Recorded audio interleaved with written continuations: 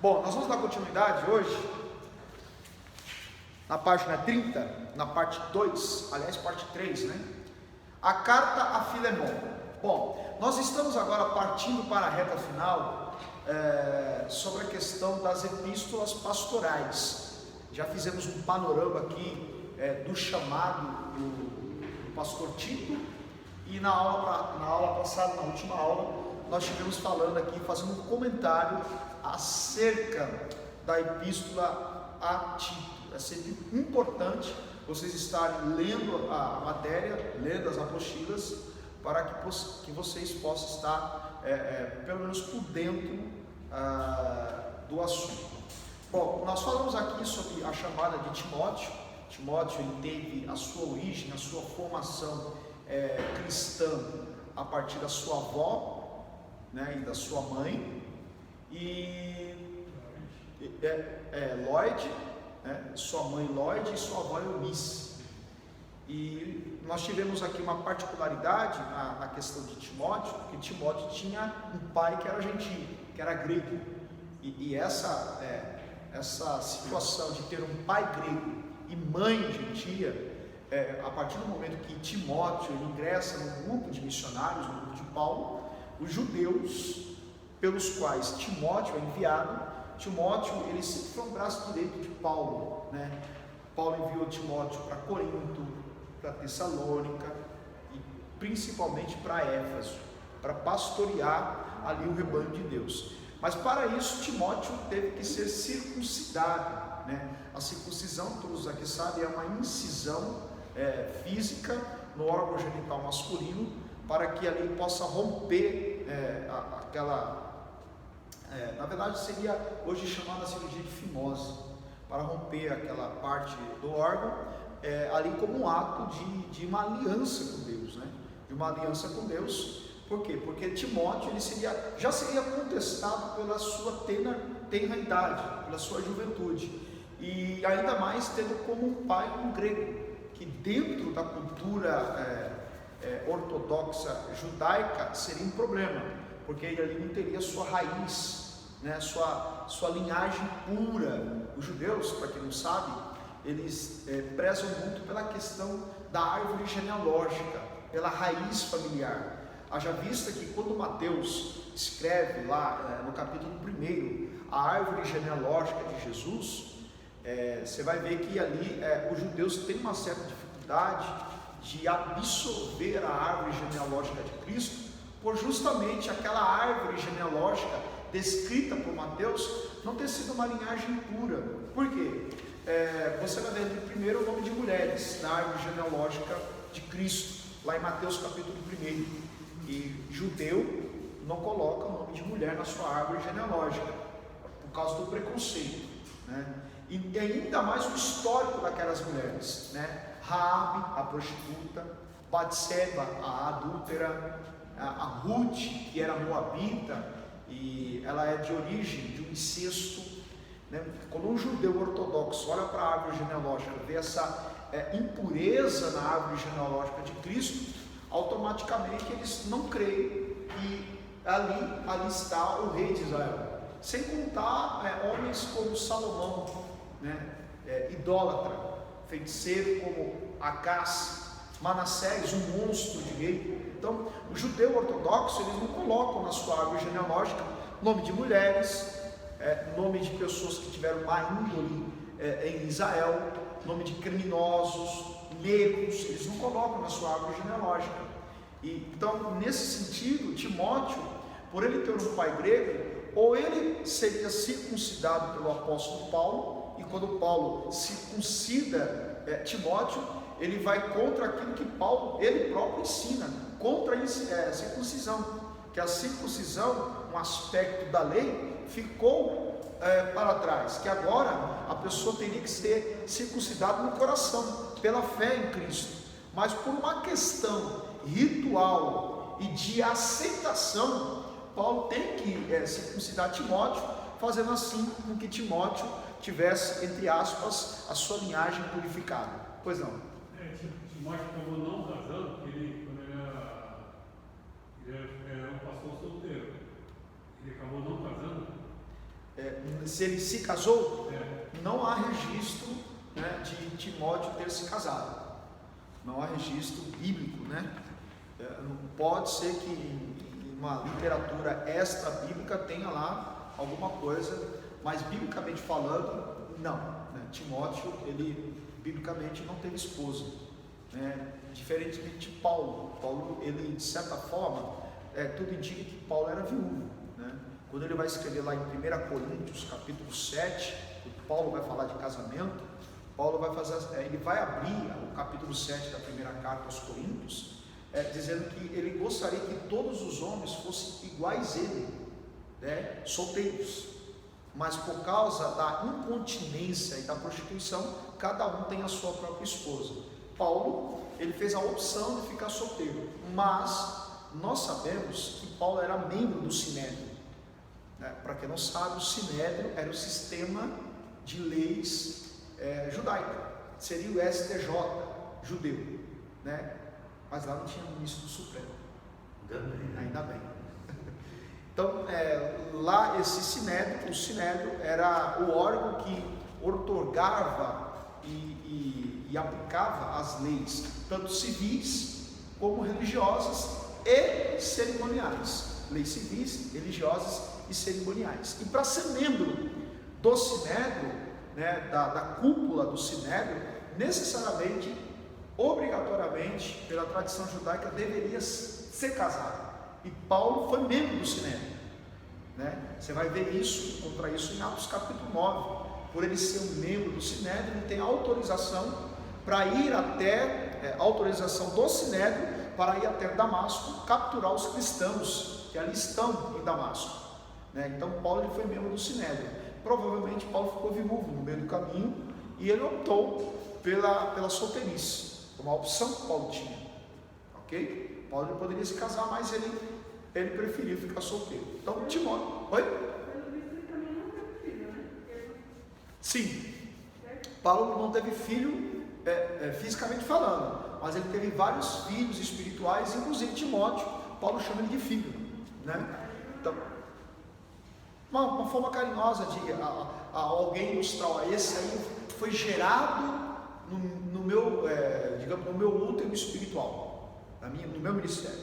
Então, Timóteo, ele teve essa linhagem purificada pelo ato da circuncisão, e Paulo levanta Timóteo para cuidar de igrejas e estabelece ele para levantar homens que tivessem aqueles requisitos: marido de uma mulher só, não dado ao vinho, não avarento, né? Não espancador, que saiba cuidar bem da sua casa para poder cuidar da casa de Deus.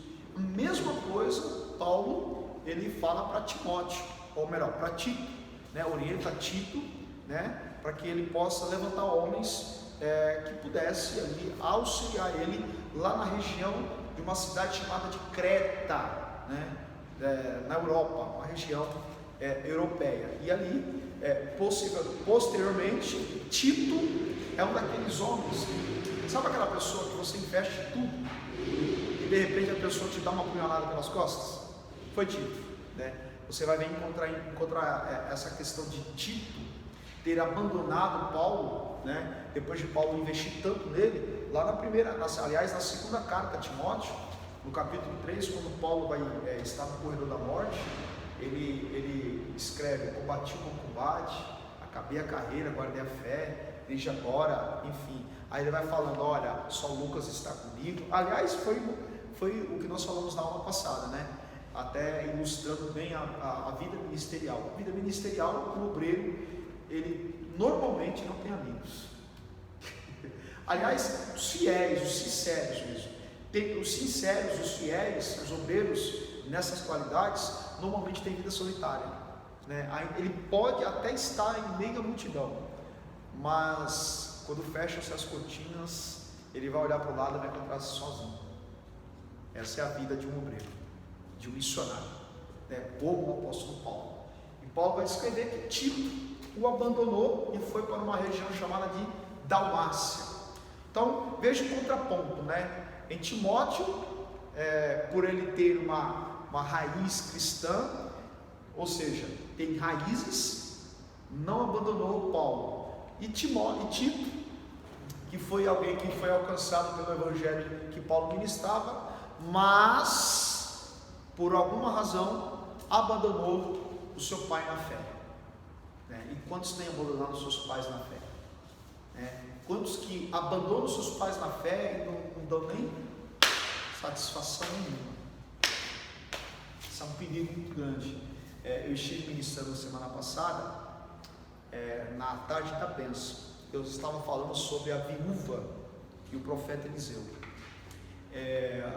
O texto termina com a viúva voltando ao profeta Eliseu, informando sobre a questão de que, olha, o azeite multiplicou, paguei minha dívida e agora o que eu faço? O profeta então ora para ele e diz assim: agora você pega o que sobrou e vai viver do resto. Pelo menos aquela viúva teve uma atitude de gratidão ao profeta que o ajudou naquele momento tão difícil. Eu me lembro de ter dito que a gratidão deixa a porta aberta, A gratidão, ela produz. Os 10 leprosos também. Os 10 leprosos, só um voltou. Então, a questão da gratidão ela é para poucos. A gente precisa entender e patrocinar a gratidão, porque, como eu disse, a gratidão deixa a porta aberta. A gratidão, uma pessoa grata, ela deixa a porta aberta e a gratidão produz. De alguma forma, quem é grato ou produz para outros ou outros produzem para ele. A gratidão acho que é o pai de todos os sentimentos. Gratidão, a pessoa ser grata a Deus, E Tito picou a mula, deu linho na pipa. E agora nós estamos aqui nessa carta a Filemon. Essa carta a Filemon, ela está naquele grupo de epístolas locais, endereçadas. Lembra que a gente falou aqui no começo que as epístolas, elas são quantas no Novo Testamento mesmo? Só para lembrar? 20. Eu esqueci, né? Não, 27 são um número de livros no Novo Testamento. 21. São 21 epístolas, Essas 21 epístolas, elas são divididas em 3 grupos. Vocês lembram? Epístolas locais, gerais e pastorais. O que seria uma epístola local? Bugou aí, São escritos, ou de Paulo ou dos outros autores, aonde aquelas epístolas ela tem um endereço fixo, por isso que era local. Por exemplo, 1ª e 2ª Coríntios, que é uma carta endereçada a uma igreja na cidade de Corinto. Filipenses, Efésios, Romanos, são epístolas locais e epístolas gerais, chamada de universais também. Elas João. Isso, são 1ª, 2ª, 3ª João, 1ª, 2ª Pedro, Hebreus, Tiago, Judas. São epístolas chamadas de gerais ou universais, porque elas não foram escritas para uma localidade específica. Ela foi escrita para ser lida em todas as igrejas, tanto na Ásia quanto na Europa. Por isso que elas são gerais ou universais. E nós temos as epístolas pastorais, que são aquela 1ª, 2ª Timóteo e a carta de Tito, São pastorais porque trata de conselhos de pastor para pastor. Paulo para Timóteo e para Tito. E Filemon, ela está inserida dentro daquelas epístolas chamadas de epístolas locais. Por quê? Porque Paulo vai escrever para um endereço, e esse endereço vai chegar na casa de Filemon. Bom, vamos fazer uma rápida leitura para podermos entender como que se desenvolveu essa carta. Página 30, introdução. Esta carta também faz parte do grupo das cartas da prisão. Deixa eu só abrir um parênteses. Dentre aquelas cartas, epístolas locais, dentro das epístolas locais, nós temos as epístolas da prisão. Eu acho que eu cheguei a falar sobre isso. Falei aqui em aula. Epístolas da prisão. epístolas ou cartas que foram escritas durante o aprisionamento de Paulo. Cheguei a falar. Olha só, dentre aquelas epístolas consideradas locais, que são 1 e 2 Coríntios, Efésios, Colossenses, Filipenses, Romanos, dentre essas nós temos aquelas que foram escritas na prisão ou nas prisões de Paulo. Bom, Paulo, ele, como nós já estudamos aqui, ele sofreu 4 aprisionamentos. Primeiro, ele foi preso em Cesareia, em Jerusalém, depois em Éfeso, depois em Roma, em 2 momentos. No primeiro momento, prisão domiciliar, e no segundo momento, prisão fechada, já a caminho da guilhotina, onde ele seria decapitado. Então, essas foram as 4 prisões de Paulo. E essa prisão em Roma, essa primeira parte da prisão em Roma, uma prisão domiciliar, onde ele escreveu a maioria das suas cartas da prisão.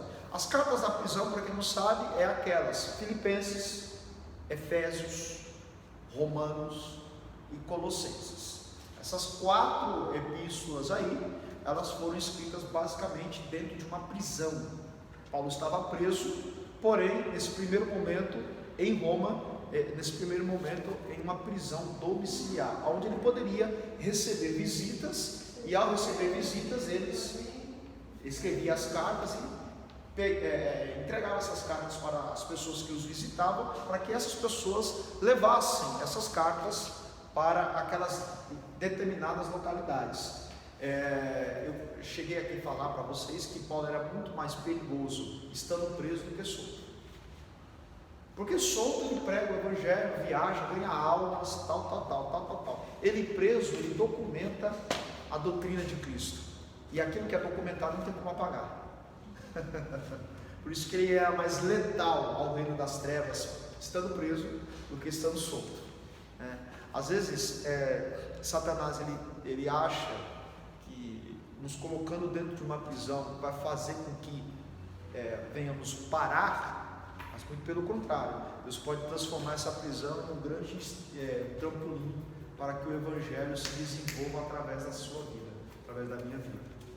A gente tem muita tendência em tudo aquilo que dá errado nas nossas vidas, nós achamos que é uma tragédia, mas a gente tem que olhar a mão de Deus no meio das tragédias. A gente tem que enxergar Deus nas tempestades. A gente tem que enxergar o lado bom naquilo que é ruim. Todo lado ruim tem um lado bom. Parece um paradoxo, né? Todo lado ruim tem um lado bom. A gente precisa desfocar aquilo que é ruim e tentar enxergar o lado bom das coisas, ainda que sejam ruins. Então, todas as situações ruins que a gente passa, que a gente vive, a gente tem que olhar pelo lado bom. A gente tem que olhar pelos olhos de Deus, para tentar enxergar, porque tudo aquilo ou a grande parte daquilo que acontece com a gente, pode ser um processo que Deus esteja nos colocando para, enfim, trabalhar em alguma área da nossa vida. Pois não. Só para alinhar aqui. Romanos, Efésios, Colossenses e Filipenses. Romanos, Efésios, Colossenses e Filipenses. As cartas da prisão. Ok? E nós temos uma outra carta da prisão, tá? Filemão. É a 5ª carta da prisão. Tá? Paulo está preso em Roma e na prisão, ele conhece um sujeito chamado Onésimo. Quem já ouviu falar de Onésimo na Bíblia? Onésimo tem muito a nos ensinar, Eu fiz um comentário recentemente. Vamos lá, carta de Filemão. Carta a Filemão, por quê? Porque Paulo vai escrever esta carta a um homem chamado Filemão, tá bom? Só para nós resumirmos, Filemão é o senhor de Onésimo. Onésimo é um escravo, fujão, escravo fujão. Vou dizer de novo, escravo fujão. Quem aqui é servo? Quem aqui é servo? Foi muito longe. Quem aqui se considera um servo? Um escravo de Cristo? Só não pode ser que nem Onésimo, senão Deus te acha. Deus te acha. Escravo fujão. Olha, isso aí tem pano para manga, hein? Bom, introdução. Esta carta também faz parte do grupo das cartas da prisão, escrita pelo apóstolo Paulo e tem vínculos com Colossenses. Por que tem vínculos com Colossenses? Porque Filemon, ele é membro da igreja de Colossenses. Paulo está preso, conhece o sujeito por nome Onésimo, servo de Filemon, escravo de Filemon.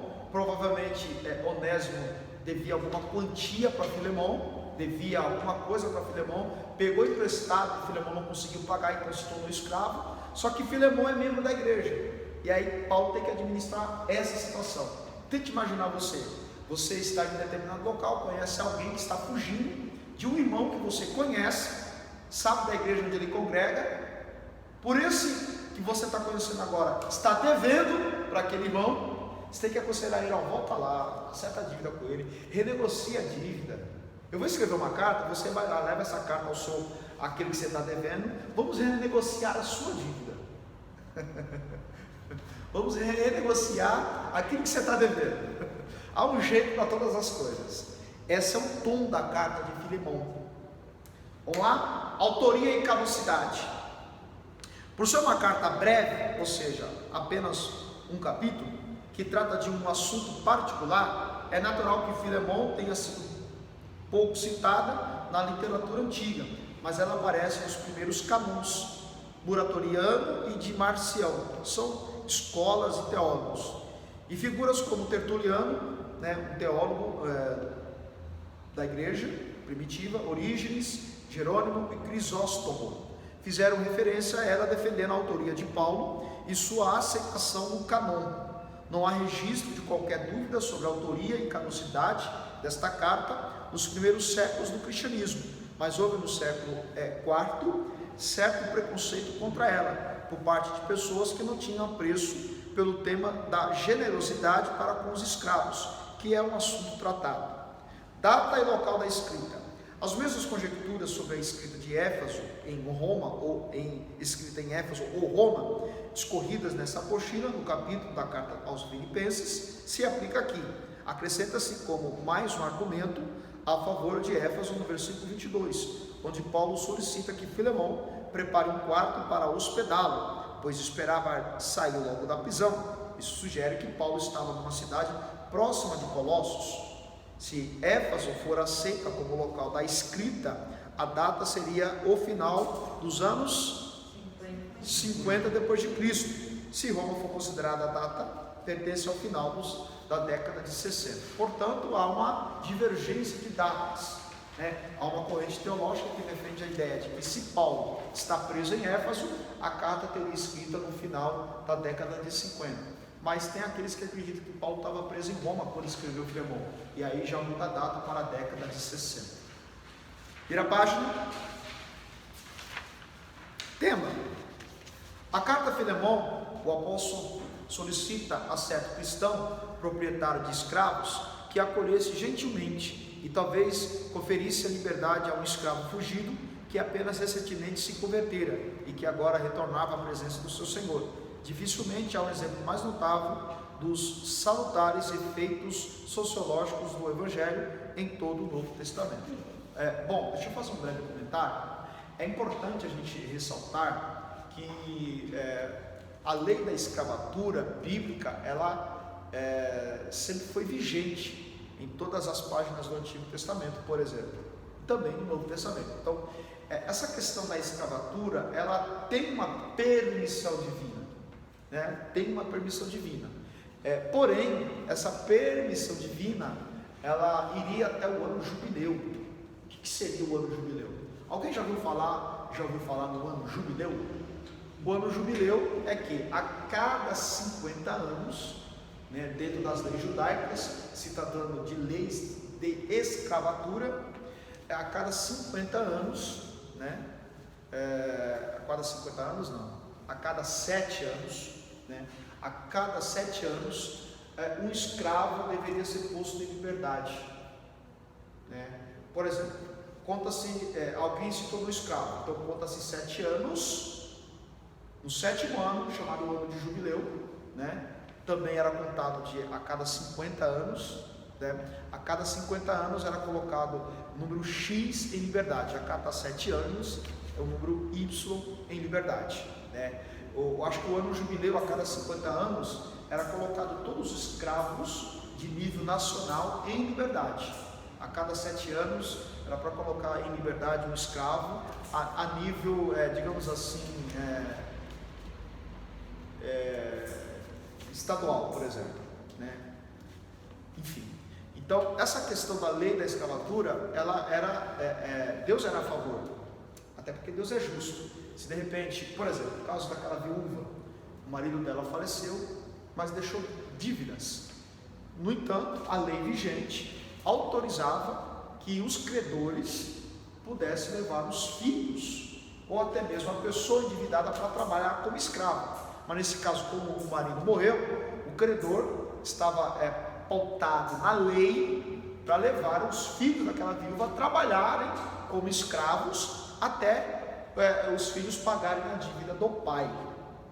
Então, Deus era a favor da lei da escravatura, porém, a cada ano jubileu, os escravos deveriam ser postos em liberdade, até porque a escravidão não é para a vida toda, tem que acabar um dia.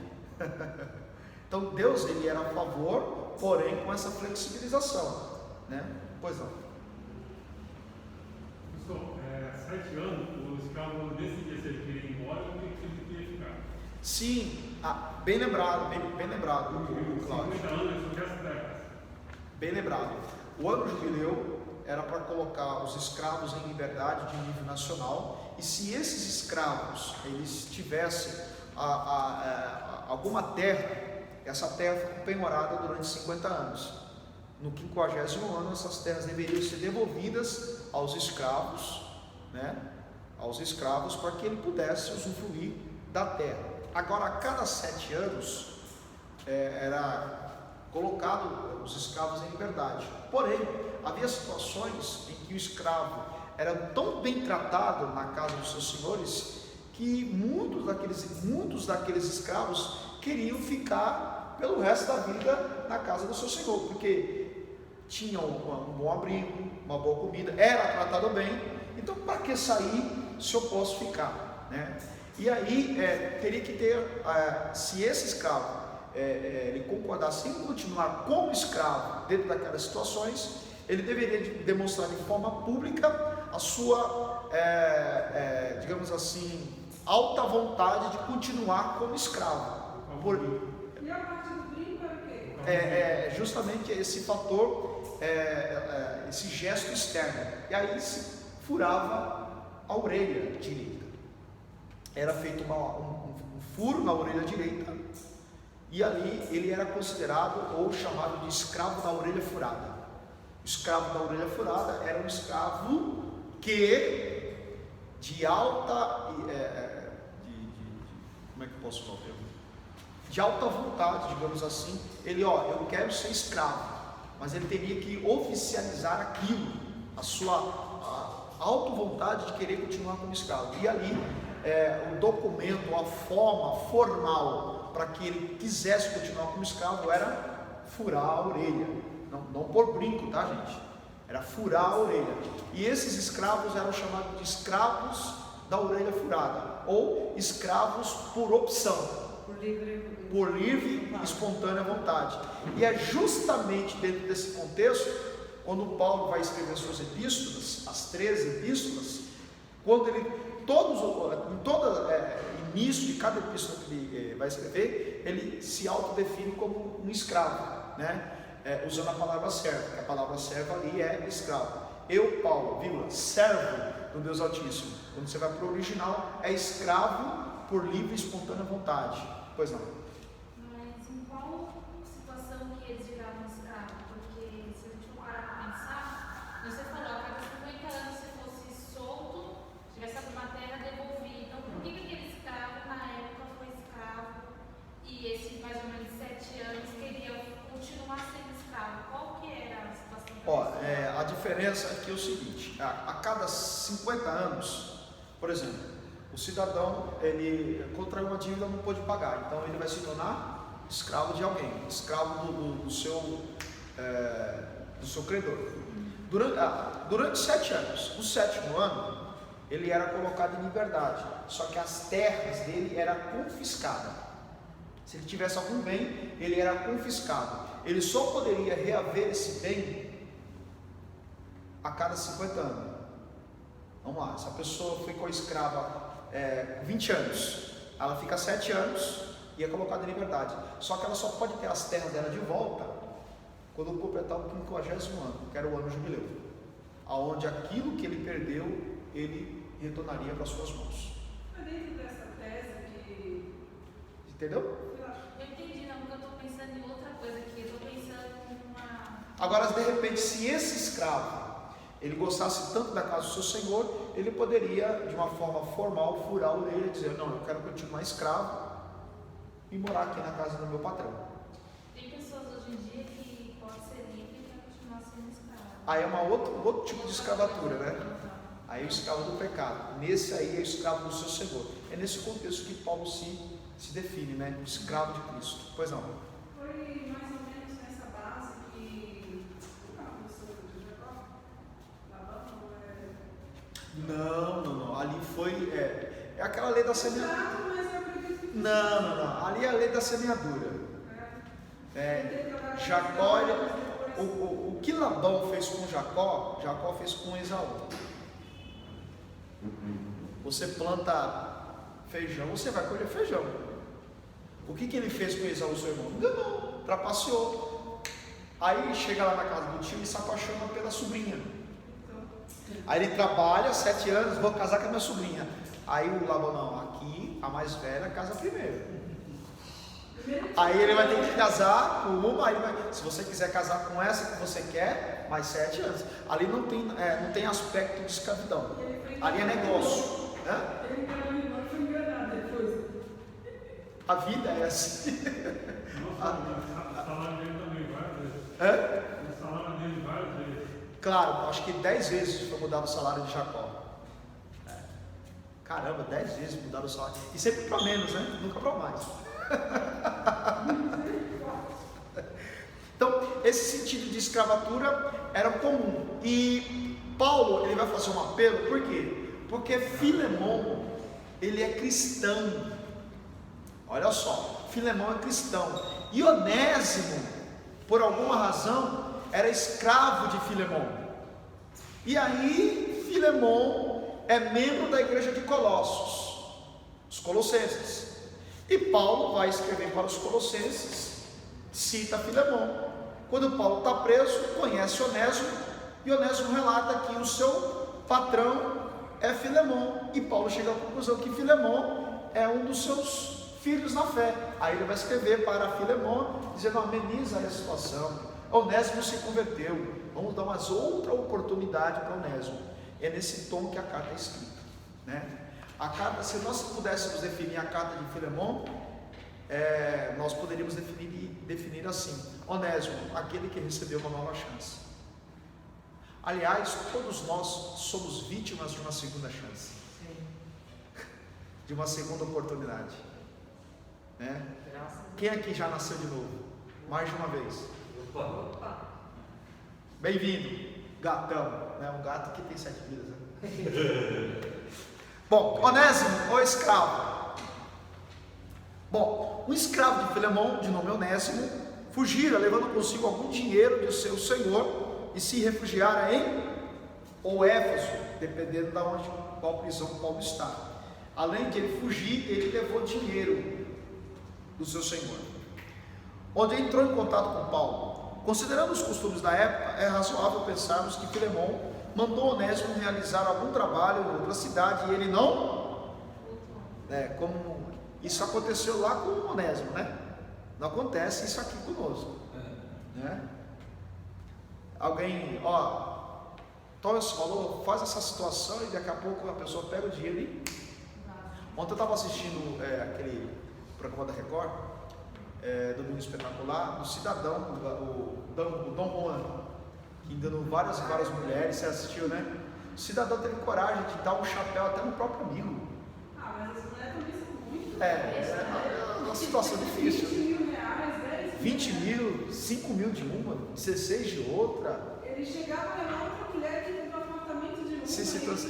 Ele começava a se relacionar com uma vítima, e aí o que acontece?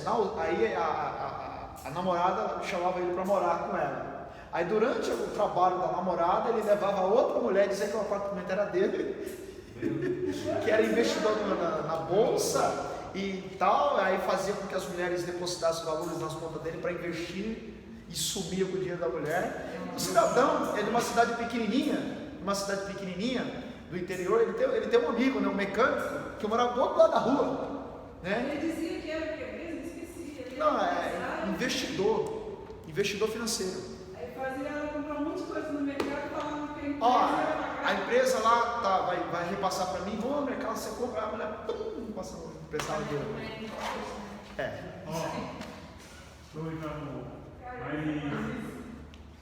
se a pessoa, se tem uma outra situação, a mulher faz de novo, sabia? Sim. Porque, Não, por causa, algumas, né? É por causa da carência, né? O cara sabia conversar bem. Aí, só voltando, citando Onésimo, a questão do amigo. O cidadão, amigo dele, morava do outro lado da rua, na cidade dele, todo mundo conhece os truques dele, ninguém acredita mais nele, né? O cidadão é do outro lado da rua, amigo dele, né? O amigo dele tem uma mecânica, né? Trabalha com mecânica. Aí fez contato com ele, vamos viajar para a Europa, conhecer a Europa, Portugal, tudo. Aí o cidadão entregou 15 mil na mão dele para ele comprar as passagens, né? Fazer todo o guia turístico, tá? O cara pegou assim, uma semana antes de viajar, o cara sumiu com os 15 mil até hoje. Amigo de infância. Então, Onésimo recebeu um valor, Filemão, Onésimo, faz um trabalho para mim, camarada, Mas isso daí é real, sabe por quê? Eu tenho um tio que ele é assim, desde pequeno ele é mau caráter, desde... habilidoso nas palavras. Aí ninguém mais a família fala com ele, né? Mas desde pequeno meu pai fala que ele sempre foi mau caráter, pra pegar as coisas dos outros E continua enganando. Então Onésimo teve quem concorda comigo que Filemão tinha razão de escravizar Onésimo? Tinha ou não tinha? Mas aí vem o Evangelho. E o Evangelho, uma das funções do Evangelho é fazer você abrir mão da sua razão. Eis o grande desafio. Abrir mão. Você tem direito, você tem razão absoluta. Mas por causa do Evangelho, às vezes, para você ter paz e não ter problema, abrir mão da razão. Eu conheci um pastor, ele dorme no Senhor hoje, e eu já acho que já disse isso aqui. Ele tinha uma frase mais ou menos assim: se você tem razão, para que discutir? Se você não tem a razão, o porquê discutir? Se você tem razão, para que você vai discutir? Se você tem razão. Agora, se você não tem a razão, o porquê que você vai discutir? Eis aí o Evangelho. Continuando. Considerando os costumes da época, é razoável pensarmos que Filemão mandou Onésimo realizar algum trabalho em outra cidade e ele não voltou. Na antiguidade, pelo menos entre os gregos, o escravo podia fugir do seu senhor e procurar proteção junto a um altar, que poderia ser o altar de uma família. Nesse caso, o chefe da casa ficava obrigado a fazer o escravo voltar. Se ele não obedecesse, seria vendido e o dinheiro enviado ao seu proprietário. Não sabemos como Onésimo entrou em contato com Paulo, mas isso tornou o apóstolo responsável por seu retorno ao seu senhor, apesar de desejá-lo mantê-lo consigo. Paulo queria ele perto. Como agente de sua conversão, Paulo o convenceu que na qualidade de cristão deveria retornar na companhia do seu Senhor e viver à altura do significado do seu nome, porquanto o nome Onésimo significa útil. Ou seja, de alguma forma, Onésimo era útil para Filemão.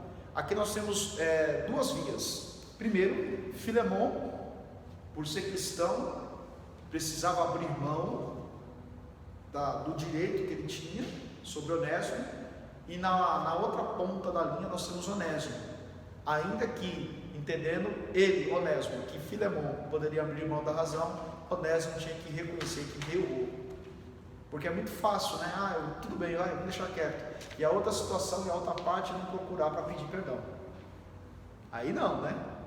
Você abre mão da razão, mas o cidadão se toca. Pelo menos seja tocado pelo Espírito Santo para, errei, falei contigo, pisei na bola. Mas nem isso alguns onésimos por aí fazem, né? Bom, a parte lá mais embaixo, o último parágrafo, diz assim: os estudiosos entendem que o fato de Filemon ter dado publicidade a esta carta significa que ele atendeu todos os pedidos de Paulo a respeito de Onésimo, pois caso contrário a carta teria sido destruída e não saberíamos da sua simples. Paulo escreveu a carta a Filemon e pediu para quando Onésimo fosse colocado em liberdade, que Onésimo, ele próprio, levasse a carta para Filemon. Como a carta chegou a Filemon, então chegamos à conclusão que Paulo mexeu internamente com Onésimo. Caso contrário, Onésimo teria destruído a carta. Eu falei, poxa, vou levar isso aqui, vou nada. E mas Onésimo, olha aí um exemplo, foi convencido a mudar. E todos nós, todos os dias, somos convencidos pelo Espírito Santo a mudar, né? Já dizia a filosofia, quem não muda de opinião acaba se tornando um tolo. E às vezes a gente tem que mudar a nossa opinião. Amém, gente? Essa carta vocês estudam em casa, porque agora a gente vai fazer prova, né? Isso aí. Leiam a carta de Filemon, é um capítulo só. Entenda que Filemon tinha direito, Braz abriu mão por causa do Evangelho.